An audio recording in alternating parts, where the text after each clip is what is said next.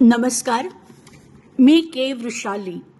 ही आहे येऊर इथली ओपन जिमच्या थोडं पुढे असलेली 5,645 कोटी रुपये बजेट असलेल्या माजी मुख्यमंत्री व आत्ताच्या उपमुख्यमंत्र्यांच्या होम टाउनमधली 21व्या शतकातली ठाणे महानगरपालिकेची सो कॉल्ड पाणपोई.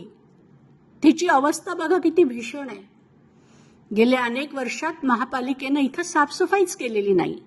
आणि हो, खरी गंमत तर या सो कॉल्ड पाणपोईच्या मागे दडलेली आहे. हा बघा, हा आहे अस्वच्छ, गलिच्छ, घाणेरडा, बुरशी लागलेला बाबा आदमच्या काळातला ड्रम. या ड्रम मधलं पाणी बिचारी भोळी भाबडी निष्पाप जनता ठाणे महापालिकेवर अंधविश्वास ठेवून गेली अनेक वर्ष पितीये.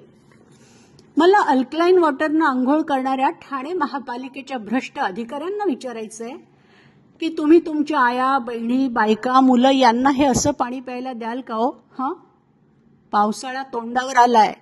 दूषित पाण्यामुळे अनेक साथीचे महाभयंकर आजार जडतात. तेव्हा जनाची नाही तर निदान मनाची तरी लाज वाटू द्या. आणि पावसाळ्याआधी म्हणजेच 15 दिवसांच्या आत ती बाबा आदमच्या काळातली पाणपोई तिथून हटवा आणि अत्याधुनिक पिण्यालायक फिल्टर पाणी देणारी पाणपोई तिथं बसवा. 15 दिवसांच्या आत जर अत्याधुनिक नवीन पाणपोई तिथं आली नाही ना, तर तुमच्या दालनात आम्ही तीव्र आंदोलन करू, याचीही नोंद घ्या. स्थानिक स्वराज्य संस्था म्हणून नागरिकांना सुरक्षित पाणी पुरवणं हे महापालिकेचं वैधानिक कर्तव्य आहे. सुप्रीम कोर्टानंही अनेक निकालांमध्ये स्पष्ट केलंय की राईट टू लाईफ म्हणजेच अनुच्छेद 21 मध्ये right to clean drinking water हा मूलभूत अधिकार अंतर्भूत आहे. आयुक्त महोदय, आपले अधिकारी वारंवार आर्टिकल 21चं उल्लंघन करतायत आणि आपण फक्त नेहमी त्यांना पाठीशी घालण्याचं काम करत आहात.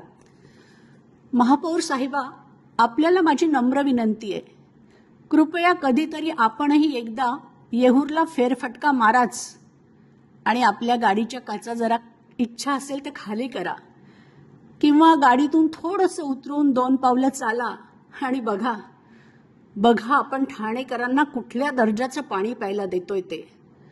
अहो, जे जनावरांच्याही प्यायच्या लायकीचं नाही ते पाणी आम्ही ठाणेकर पितोत आणि तेही तुमच्या राज्यात. आणि हे जर का आदरणीय एकनाथजी शिंदे साहेबांना कळलं ना की कॉमन मॅनचा हा असा छळ होतोय, तर ते हे कदापिही सहन करणार नाहीत. आणि हो, आपल्याला ज्ञान देणाऱ्या ठाणे महापालिकेची अवस्था बघा.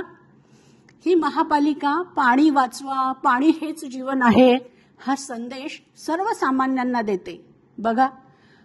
बघा कसा दिव्याखाली अंधार येते. गेली अनेक वर्षे 24 तास हे असंच पाणी वाहत असतं. देशावर पाण्याचं संकट ओढवलंय. शेतकरी बिचारा आकाशाकडे डोळे लावून बसलाय. त्याच्या डोळ्यात पाणी आलंय, पण महापालिकेच्या भ्रष्ट अधिकाऱ्यांना ना त्याची खेद, ना खंत, ना सोयर, ना सुतक. डेप्युटी सिटी इंजिनियर विनोद पवारजी, कॉमन मॅनच्या आयुष्याचा असा विनोद नका हो करू. प्लीज विषयाचं गांभीर्य लक्षात घ्या आणि त्वरित कामाला लागा. काम चालू केल्याचे फोटोज, व्हिडिओ शेअर करा आणि 15 दिवसाच्या आत तिथं अत्याधुनिक पिण्यालायक पाणी मिळेल अशी पाणपोई बसवा. बस एवढीच माफक अपेक्षा आहे तुमच्याकडून. धन्यवाद. के वृषाली.